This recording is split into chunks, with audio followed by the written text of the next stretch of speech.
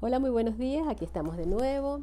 Esta vez les quiero compartir porque he estado estudiando muchísimo en los últimos días sobre el agua. He aprendido un montón de cosas y otras ya las sabía, pero las estoy reforzando y les quiero compartir sobre eso, ¿no? Como aspectos básicos que debemos conocer sobre el agua.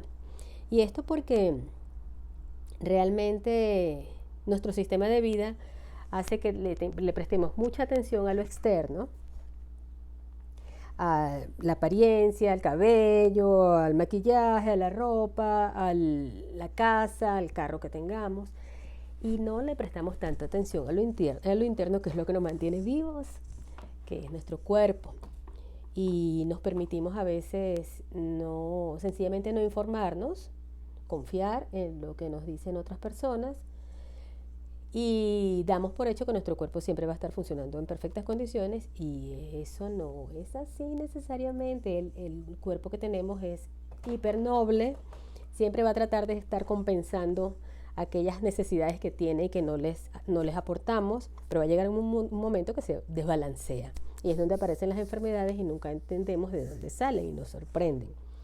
Entonces el tema del agua es bien importante y es algo que realmente no le damos mayor atención.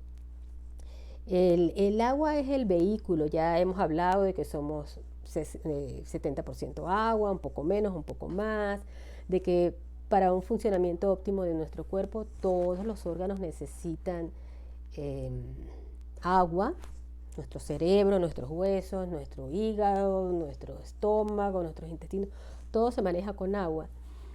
Y dependiendo de la calidad del agua que estemos consumiendo, pues ese funcionamiento se va a optimizar o se va a ir deteriorando. ¿Ok? Entonces, empecemos por hablar de cómo es el agua en su estado natural, cuando lo vemos en la naturaleza. Es un agua con mucho movimiento, con mucha energía. Imagínense una cascada, por ejemplo, cuánta energía hay en esa caída de agua. Esa energía y ese oxígeno que tiene el agua en su estado natural, pues permite que sus moléculas tengan forma hexagonal. Es súper importante esto de la forma hexagonal porque es lo que permite a los seres vivos una mejor absorción del agua y sus nutrientes que traiga. Entonces, ya saben, la fórmula del agua es H2O. Entonces tenemos la O del oxígeno, tiene dos bracitos y de ahí se agarra una H y otra H, ahí tenemos la molécula de agua y esas H a su vez se agarran de otra molécula de oxígeno y así y van formando esa forma hexagonal. La forma hexagonal se evidencia muchísimo en las fotografías de Masaru Emoto, que ya también les he comentado en otra oportunidad.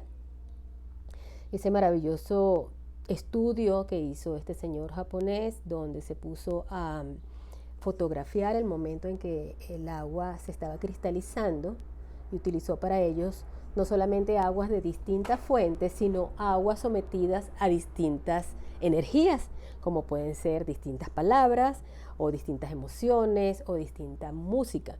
Y bueno, el resultado fue sorprendente. Está muy disponible en internet, tanto las fotografías como su libro descargable, donde el agua más pura, el agua de manantial, el agua de las cascadas o las aguas sagradas como las que están en las fuentes de Nuestra Señora de Lourdes en París, pues hacían unos hexágonos,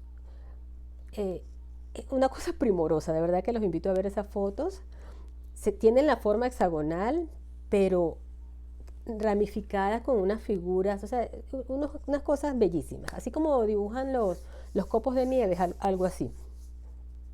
Y en cambio de las aguas tratadas, las aguas de las ciudades, las aguas estancadas, las aguas donde habían ocurrido algún fenómeno natural que había causado muerte, que había pérdida de vida y esos cristales no tomaban la forma bonita, sino se medio formaban allí o no se formaban o quedaban oscuros, no quedaban translúcidos. Eso nos habla entonces de que un agua natural, un agua estructurada, como se llama el agua tal cual está en la naturaleza, pues tiene unas características moleculares muy específicas, que son esas características las que permiten que ingresen los nutrientes a nuestras células y además las hidrate. Entonces, el agua potable, eso sería el agua natural, la que les acabo de comentar, que se puede denominar agua estructurada, porque está estructurada de esa forma así hexagonal y está viva y tiene minerales y tiene energía y tiene oxígeno. El agua potable que llega a las ciudades, bueno, yo no voy a hablar de todas las ciudades del mundo porque sé que en Europa hay, especialmente en Francia, estuve viendo un video, hay un agua potable bebible en la calle para la gente, tengo entendido que en España también. Pero en realidad, ¿qué es el agua potable? El agua potable es un agua a la que se le han quitado todos los patógenos, las bacterias, patógenos. O sea, es un agua segura si la vemos desde el punto de vista de que esté libre de bacterias que puedan enfermarnos. Eso es súper importante. Eso también pudiera, por ejemplo, cuando hablamos de agua limpia, podemos estar hablando de un agua potable, que es un agua sin bacterias. Pero ¿cómo se hace para que un agua no tenga bacterias? Ahí es donde entran los elementos químicos que les añaden para lograr eso, que es el cloro, que es el flúor y que es no sé cuántos otros químicos que utilizan para esos fines, que en efecto eliminan las bacterias, pero se quedan residuales en el agua y por lo tanto la ingerimos. Por eso, normalmente en la mayoría de los países no tomamos agua de la llave, porque sabemos que, bueno, que no tiene microbios, pero tiene otras cosas. O sea, no es realmente, está haciendo un poquito de frío aquí, no es realmente un agua, aunque sea potable, no está lista para beber. ¿Okay? Y cuando hablamos de agua pura, que es otro término que también utilizamos mucho, el agua pura, en realidad, viéndolo desde el punto de vista químico, según he estado leyendo, no es que yo sea experta, el agua pura aplica a esa agua que es simplemente H2O, hidrógenos y oxígenos. ¿Okay? Es un agua como el agua destilada, es un agua que no tiene ningún nutriente, es un agua neutra, ¿okay? Que es simplemente sus moléculas de hidrógeno y sus moléculas de oxígeno. Obviamente una agua pura no existe en los medios naturales, porque en los medios naturales tenemos los minerales que se le añaden y tenemos otras cosas, no es nada más hidrógeno y agua, ¿ok? Entonces, es que puse algunas anotaciones aquí para no perderme. Cuando hablamos de el agua potable, pues es agua que abrimos en la llave y sale, pues es un agua que en algún punto, en algún lugar, pues está reunida en un estanque y de allí, con ese tratamiento de cloro o de flúor o del medio que sea, que ya vamos a hablar de algunos tratamientos, el agua va llegando por tubería a las tuberías de distribución de las ciudades para que llegue a nuestra casa. Esas tuberías pueden ser o de hierro o de PVC, o bueno, hay muchos tipos de tuberías. Pero el hecho es que el agua, si estaba retenida en esos grandes estanques, tenía ciertas características porque estaba en contacto con el aire, con el oxígeno, pero al entrar a las tuberías, pues ella va perdiendo. Si tenía todavía algunos enlaces hexagonales en su composición, pues ya al aplicarle los químicos como cloro, flúor o lo que le hayan colocado, pues ya esos enlaces empiezan a romperse. Y cuando entra en la tubería donde ya no hay oxígeno, se terminan de romper. Entonces, ¿qué pasa? Que el agua que recibimos cuando abrimos la llave es un agua que tiene un largo recorrido a través de tuberías y que sí, en efecto, puede ser que no tenga bacterias, pero en realidad sí tiene muchos sedimentos porque las tuberías se van deteriorando, porque quizás en la fuente donde estaba originalmente había sedimentos, porque por la lluvia, a veces cuando llueve el agua nos llega muy sucia. Trae esos sedimentos, pero no trae oxígeno, no trae minerales, porque ya se perdieron, o sea, se desbarató por completo su composición original. Entonces, por eso decimos que el agua potable, el agua que sale de nuestros caños en la mayoría de las ciudades es un agua muerta, porque no tiene nutrientes. Y tenemos que buscar los nutrientes en el agua. ¿Okay? Tenemos también bueno, algo de lo que trae el agua potable, que sí, siempre lo comento, pero es que es súper importante, es que una cosa es que le pongamos el cloro para desinfectarla, para acabar con la vida que pueda tener microscópica.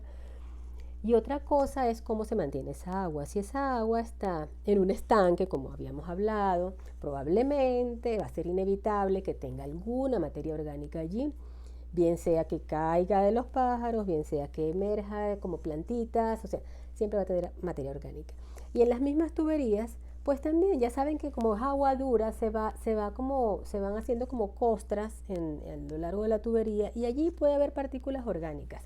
El problema de la unión del cloro con las partículas orgánicas es que se forman unas toxinas, no sé en realidad cómo se llama el elemento como tal, pero uno de los nombres es trialometano, que son hipertóxicos, ¿no?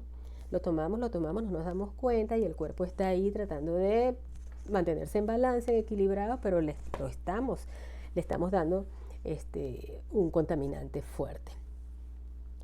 Eso, y además, si por ejemplo tenemos las tuberías, que son tuberías, por ejemplo, de plomo, o sea, que tengan plomo, lo cual no lo podemos evitar, no lo sabemos cuál es el camino que llevan las tuberías, pues esa agua también va a traer metales pesados. Y eso sería en cuanto al agua potable que nos llega por tuberías. Si hablamos del agua que compramos embotellada, pues tiene todavía unos aspectos adicionales a considerar. Es cierto que cuando uno averigua y decide con qué empresa uno va a comprar su garrafón de agua, uno pregunta, ¿verdad? ¿Cómo filtran el agua? No, y te dicen, bueno, tenemos osmosis inversa, tenemos ozono, tenemos un sistema de filtrado hipermoderno, te dicen varias cosas, ¿no? Y tú decides. En primer lugar, uno nunca sabe si realmente esa agua que te están vendiendo viene en esas condiciones. Tienen que ser marcas muy, muy sólidas y muy serias para tú tener la seguridad de que sí están haciendo esos sistemas de desinfección y de filtración, ¿verdad? Después, tampoco nunca sabes qué pasa, qué métodos le dan a los botellones, a los garrafones, las botellas como tal, ¿verdad? Porque si yo entrego mi botella, cuando me van a dar el otro garrafón, realmente están desinfectando esa botella como es y me están poniendo quizás un agua muy desinfectada, pero la botella lo está. Eso yo no lo puedo saber. Yo no puedo saber cuánto tiempo ha estado ese garrafón, esa agua en ese garrafón. A mí me ha pasado que de repente pedía mi garrafón y lo abría en la misma semana, porque acá usábamos, como somos una familia grande, pues usábamos hasta 4 garrafones a la semana. Y entonces me traían mi agua y en lo que la probaba, como agua con hierbas, ¿no? Agua como que sabía a moho, a humedad. Bueno, estamos expuestos a eso. Mi paladar se dio cuenta, pero por ejemplo el paladar de mi mamá no se percató. La cambiamos, entonces nos trajeron una buena, sí, no hay problema, señora. Entonces tú no sabes si están limpiando la botella, si están realmente haciendo los procesos de desinfección adecuados, ni si están, ni cuánto tiempo tiene la botella allí, ni sabes tampoco a qué temperaturas han estado expuestas esas botellas. Porque el otro factor problemático que antes no existía, yo no sé, en mi generación hubo garrafones de vidrio, pero eran súper peligrosos porque se rompían. Y después salió el plástico y bueno, fue mucho más manipulable, pero es plástico.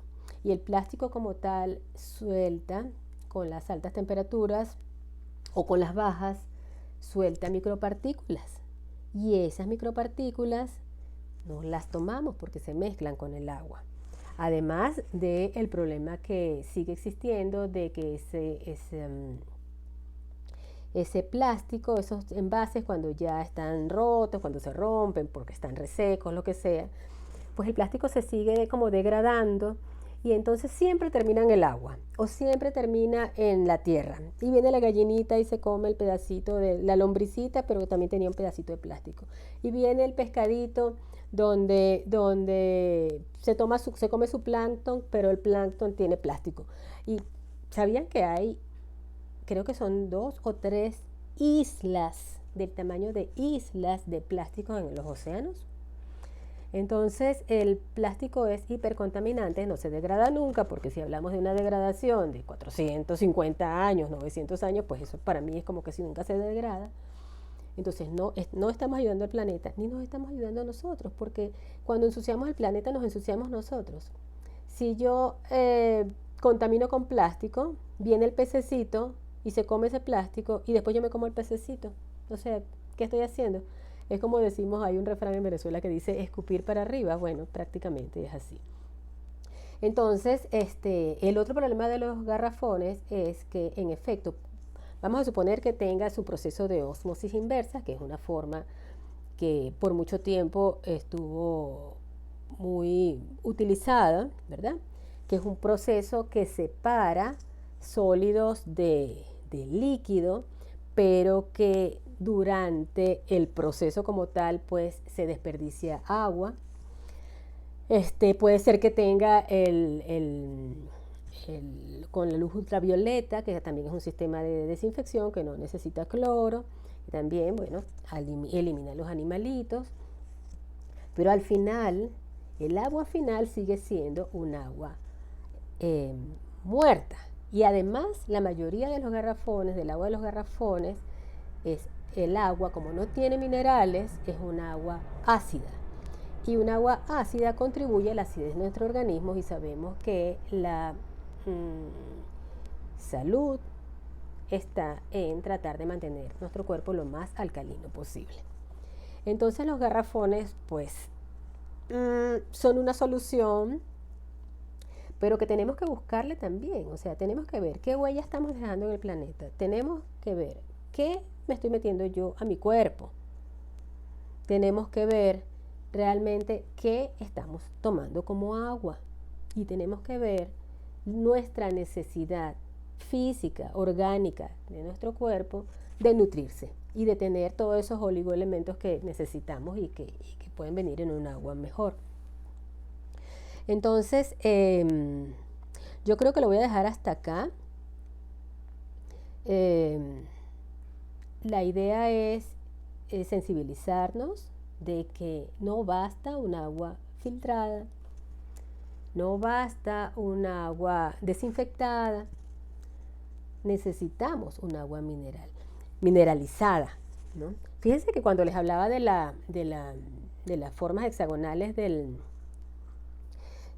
agua, funciona a nivel celular de nosotros, funciona de una manera, o sea, son literalmente como transportes.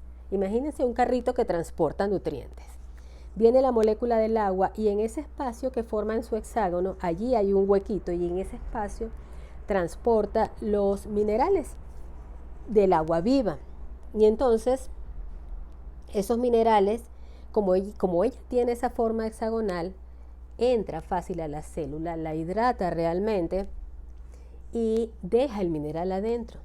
Y la célula aprovecha ese carrito para sacar las toxinas que tenga. Entonces muchas enfermedades como que tienen que ver con problemas celulares,